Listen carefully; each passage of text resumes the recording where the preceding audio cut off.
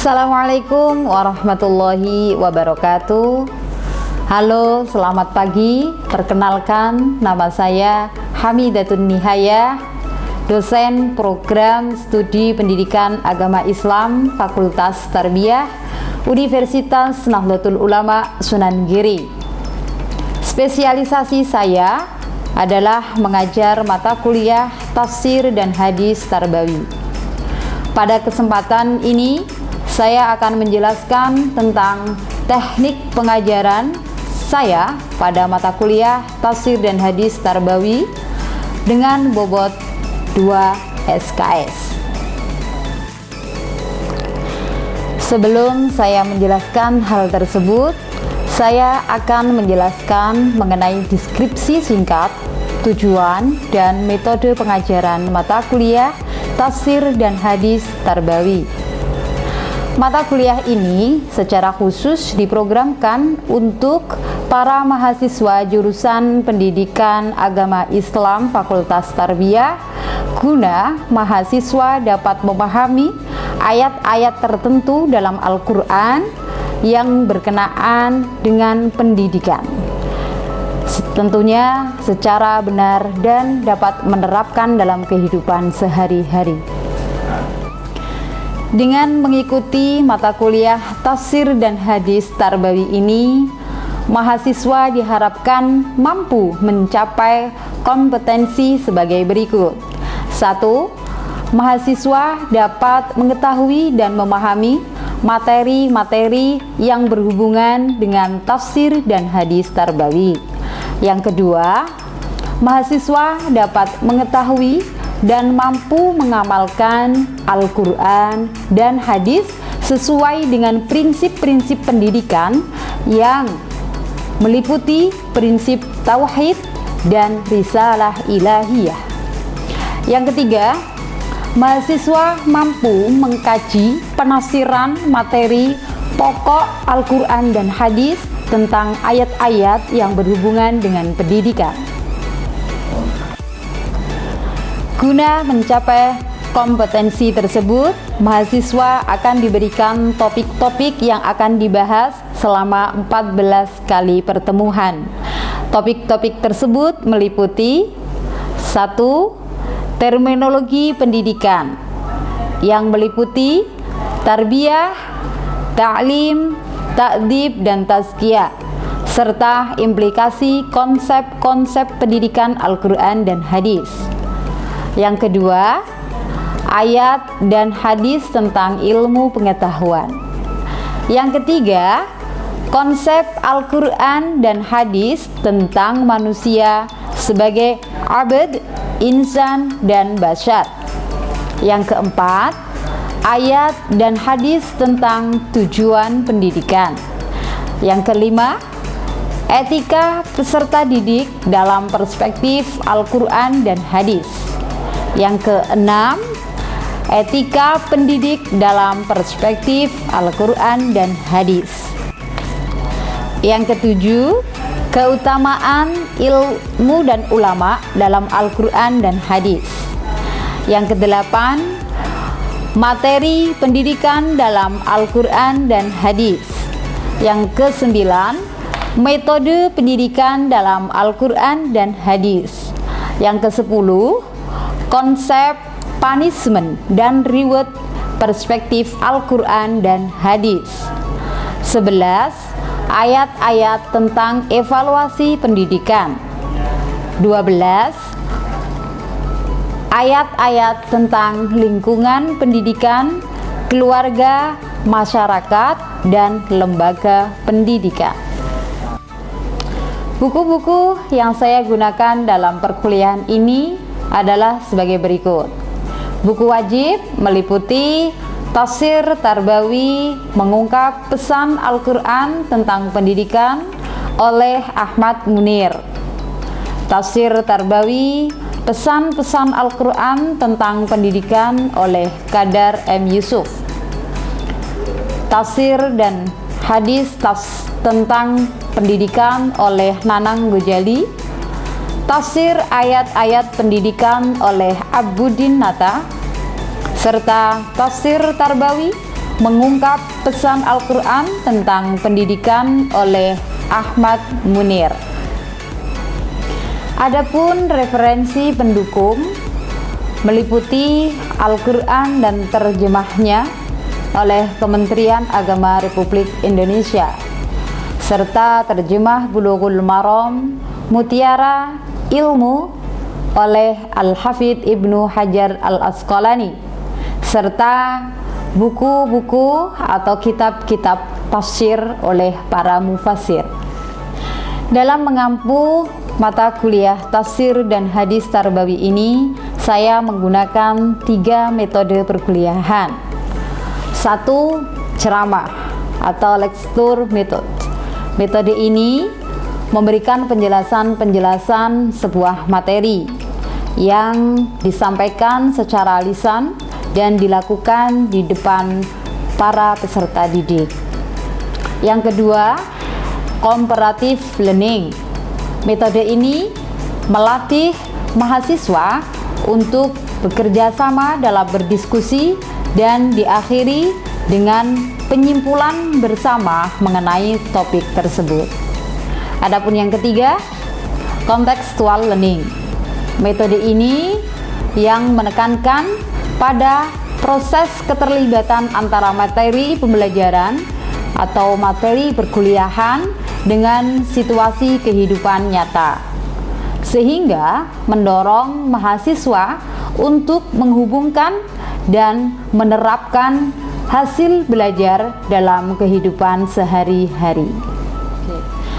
Dalam berinteraksi dengan mahasiswa, saya menggunakan 2 saluran. 1. Melalui Microsoft Teams yang digunakan sebagai saluran utama dalam pembelajaran daring.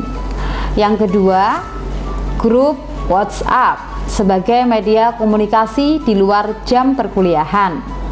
Dalam grup WhatsApp ini, saya terbiasa berdiskusi dengan mahasiswa mengenai topik-topik penafsiran, dan tak jarang mahasiswa juga berkonsultasi melalui grup tersebut.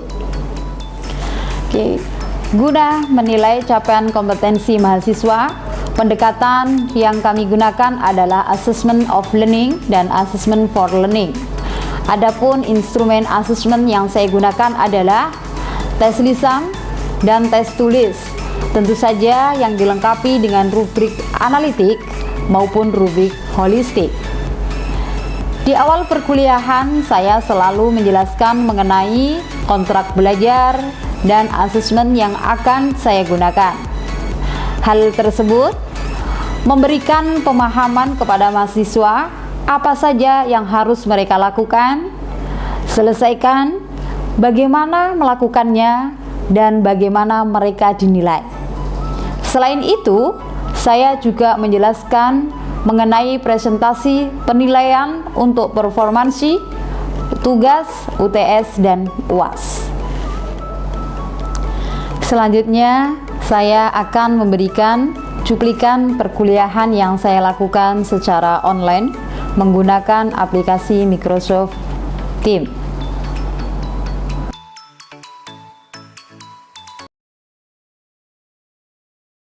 Assalamualaikum warahmatullahi wabarakatuh. Waalaikumsalam. Alhamdulillahirrabbilalamin, pada pagi hari ini kita semua dipertemukan kembali dalam mata kuliah tafsir dan hadis tarbawi. Bagaimana kabar semuanya? Sehat? Alhamdulillah sehat. Alhamdulillah sehat. Alhamdulillah sehat. Oke. Ini alhamdulillah sudah pada bergabung dalam MS Team ini. Harapannya nanti bisa mengikuti perkuliahan ini dengan sebaik-baiknya. Teman-teman yang kami banggakan, yang kami sayangi, di pertemuan lalu sudah kami sampaikan gitu ya,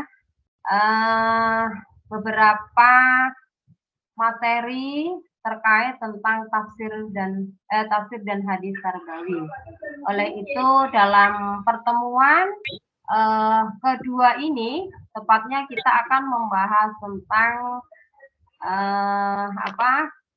tafsir tarbawi tentang manusia sebagai abad, ya, sebagai insan dan bashar. Abad, insan dan bashar. Kita tahu betapa Allah menciptakan makhluknya itu dengan segala kesempurnaannya. Betul atau tidak? Betul. Betul. Ya. Betul. Dan itu kita harus meyakininya.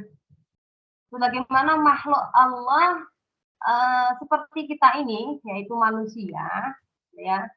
Manusia ini Allah menciptakan dengan penuh sebaik-baiknya, dengan kesempurnaan.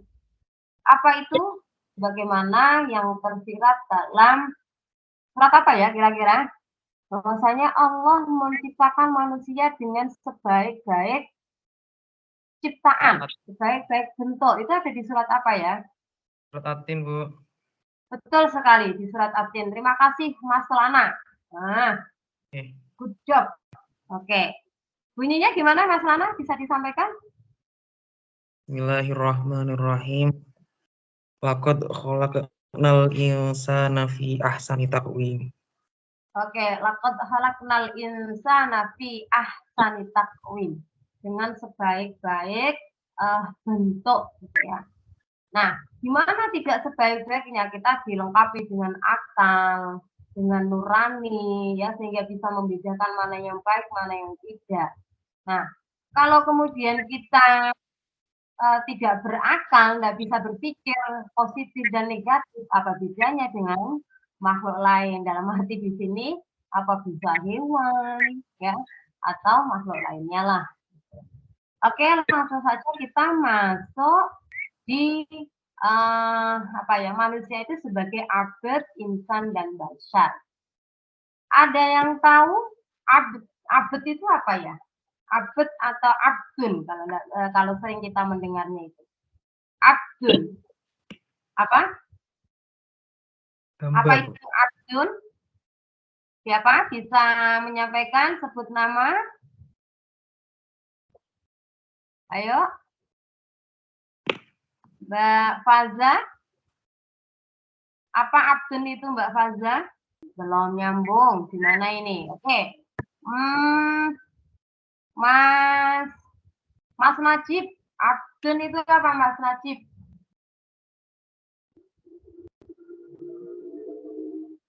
Oh, belum siap. Halo? Halo? Hai. Mana siapa yang menjawab ini? Halo? Suara saya masih bisa didengar dengan baik? Bu. Oke, silakan. Ayo Mbak siapa barusan sebut nama? Bisa dijelaskan apa itu abad?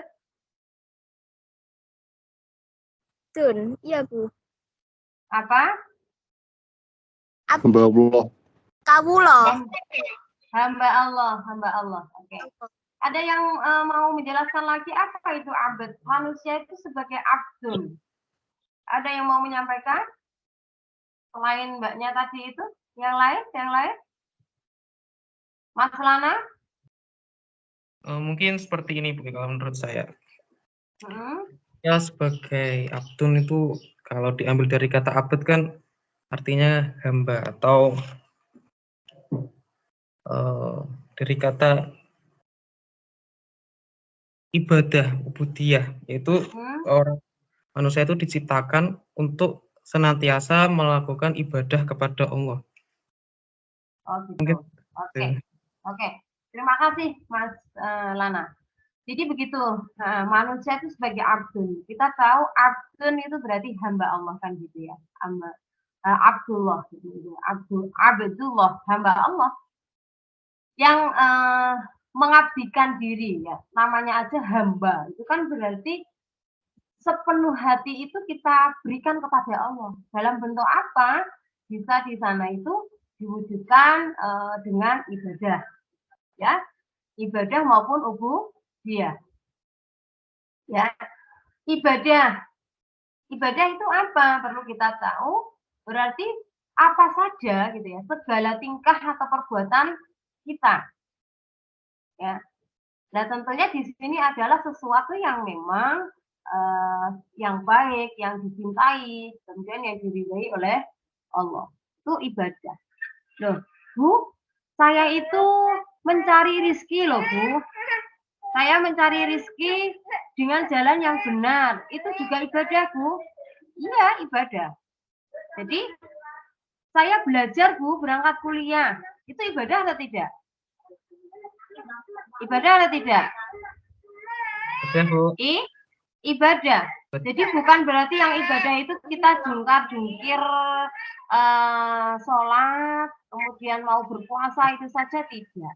Tetapi segala sesuatu, tingkah laku, perbuatan, kemudian kita niati itu ibadah, ya, fa insya Allah gitu ya, maka Allah pun meridhai di situ, akan tersebut sebagai nilai ibadah.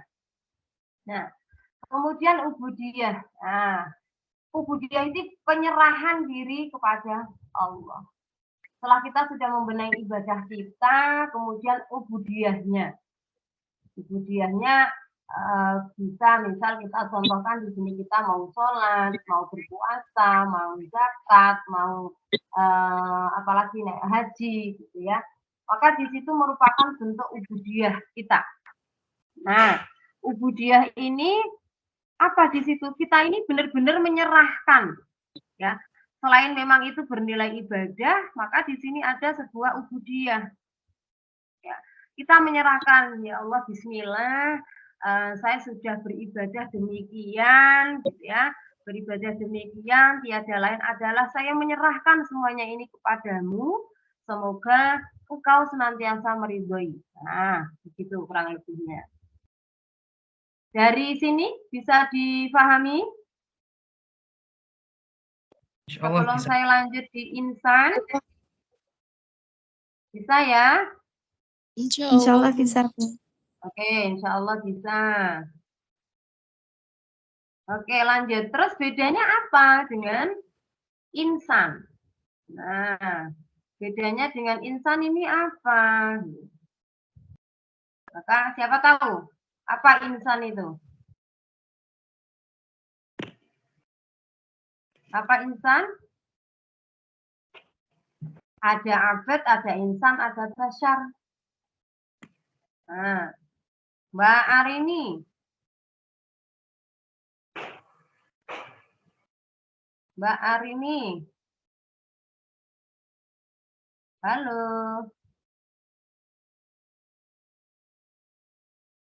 Halo. Mana ini teman-teman ini? Ayo. Siapa? Mas Bagus? Bagus? Halo. Mohon kameranya, Mas. Mas Bagus.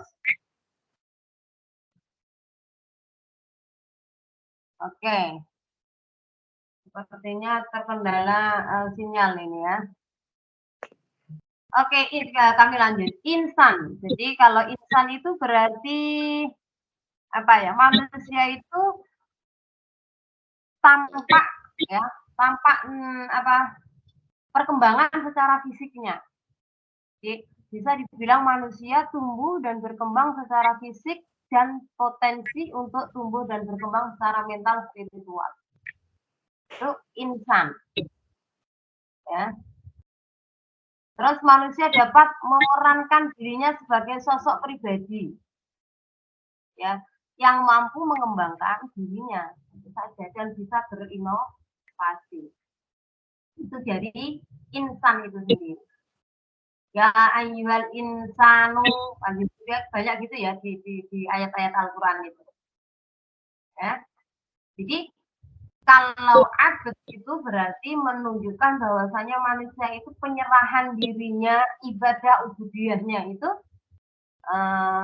apa ya? Tergambarkan di situ. Kalau insan maka menunjukkan bahwasanya manusia itu secara fisiknya mampu mengembangkan potensi dirinya, ya. Punya potensi apa dalam dirinya, gitu ya. Itu bisa dikembangkan menjadi lebih baik, berinovasi, itu insan. Terus kemudian ada yang apa tadi? Yang ketiga basar. Nah, basar. Kalau basar itu gimana? Basar. Ada yang bisa menjawab? Halo? Halo, kemana ini orang-orangnya ini? Halo? Mungkin seperti ini, Bu. Oke, silakan, Mas Lana. Manusia bisa dikatakan sebagai bashar itu karena melihat hal-hal yang bersifat jasmani, naluri. Terus bisa dilihat, bisa disentuh, gitu lah. Menggambarkan bentuk fisik, bahwa manusia itu mempunyai bentuk fisik yang indah. Gitu. Mungkin seperti itu. Ya. Oke. Jadi kalau insan tadi sebuah manusia itu mempunyai potensi yang bisa dikembangkan, maka basarnya ini lebih ke lahiriahnya gitu ya, Mas Lana ya. Gitu. Oke, terima kasih. Maka oke. Nah, maka di sini saya sampaikan basar itu manusia yang lebih tekankan pada satu hal-hal yang bersifat jasmani dan naluri.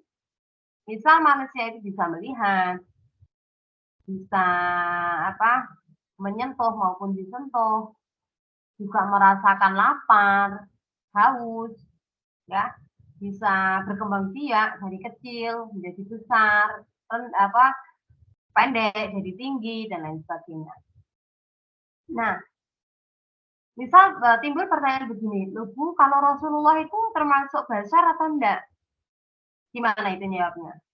Rasulullah itu termasuk basar atau tidak? Termasuk, Bu, bashar Rasul. Termasuk, ya. Maka ada sebuah syair yang mengatakan, makalah yang mengatakan, Muhammad basyarun la kal basyari, kan gitu. Bal huwa kal yakut fi mimbainil hajari. Nah, Rasulullah itu ya manusia gitu loh. Tetapi tingkatannya beda dengan manusia biasa seperti kita. Lakal basyar di atas tingkatannya di atas manusia-manusia biasa ini. Ya, bahkan di situ diibaratkan bal huwa kal yakut fi mimbainil hajari. Apa itu artinya? Bagaikan mutiara, ya, di antara bebatuan kan gitu. Nah, kalau lebihnya begitu. Nah, ini awak dewe ini bagaikan apa? Alam gitu ya. Yang jelas kita ini masih manusia biasa yang kemudian kadang masih takut, masih kedonyan. Nah, oleh itu kami tegaskan di sini berarti basar ini seperti kita ini, manusia seperti kita ini yang masih istilahnya mau tentang urusan dunia, berarti gitu ya, juga merasakan mau makan, mau minum, gitu ya, pengen ini, pengen itu, nah itu basar. Nah, ini sebagaimana disebutkan di surat Al-Kahfi itu ayat 110, sesungguhnya aku ini manusia biasa seperti kamu. Ini ungkapan Rasulullah. Bahwa sesungguhnya Tuhan kamu itu adalah Tuhan yang esa. Ya. Di surat Al-Kahfi ayat 110. Nah, kemudian oke. Kalau bersifat jasmani tadi sedikit sudah saya singgung ya. Memiliki berbagai macam kebutuhan untuk memenuhi segala macam kebutuhannya. Terus juga di situ dengan sifat jasmaninya apa? Sehingga manusia terkesan menjadi makhluk yang dominan. Ya, dominan dengan sifat jasmaninya itu. Nah, kalau bahasa kasarnya yaitu tadi karena kita itu masih mempunyai nafsu yang apa ya, nafsu yang berlebih kadang begitu ya, sampai kadang manusia kok kebingungan kan. Ya, ini karena kita memang hakikat kita itu basar gitu. Nah, tetapi tidak menafikan kemudian dengan sebutan kita itu sebagai basar, maka kita harus mampu mengendalikan hawa nafsu kita, gitu. Tidak kemudian membiarkan sebebas-bebasnya. Begitu teman-teman. Dari sini bisa dipahami apa perbedaan antara ketiga sebutan itu tadi yang sudah kita bahas, ada abad, ada insan, dan basar. Ya. Selain tiga ini masih ada banyak. Mungkin dari sini ada yang ditanyakan, sudah bisa dipahami? Mas Najib, kemana ini ya? Jadi tadi tak panggil nggak ada ini. Najib? Bisa didengar Bu? Oke, bisa dipahami ya? Oke, itu ada yang ditanyakan? Ada yang ditanyakan? Misi Bu. Ya. Suara saya bisa didengar Bu? Iya, bisa. Mohon maaf Bu ya, tadi kendala sinyal. Jadi tadi kan sudah dijelaskan mengenai manusia, kemudian al-insan, dan yang terakhir al-bashar. Nah, yang menjadi pertanyaan saya itu ya Bu, manusia itu bisa dikatakan sempurna itu dari segi apanya Bu? Apakah harus mencakup tiga tersebut atau dari tiga tersebut ada yang bisa mungkin apakah manusia itu dibilang sempurna mencakup tiga yang sudah tersebutkan tadi itu atau seperti apa? Ada yang mau menjawab? Halo? Ada yang bisa menjawab? Jadi gini Mas Najib, untuk masalah manusia bisa dikatakan sebagai insan yang sempurna atau makhluk yang sempurna itu secara tanpa perlu memenuhi tiga itu. Manusia itu sudah mencakup tiga itu. Soalnya itu sebutan lain dari manusia. Itu nama lainnya itu bisa insan, bisa bashar, terus bisa abad. Tanpa mereka harus memenuhi itu sudah ada pada diri mereka karena itu sebutan bagi mereka. Seperti itu tanggapan dari saya, Bu. Oke, terima kasih Mas Maulana Hidayat, luar biasa komentarnya. Jadi memang begitu Mas Najib, sebagaimana tadi di awal juga sudah saya sampaikan gitu ya, di mana kita itu diciptakan menjadi manusia yang ahsani takwim, sebaik-baik bentuk, sempurna gitu. Di mana sempurnanya kita beda dengan makhluk yang lain. Gitu ya. Kita punya akal, kita punya nurani, ya. Kita sebagai abad itu juga bisa beribadah, ubudiyah kita seperti apa, bisa membenahinya.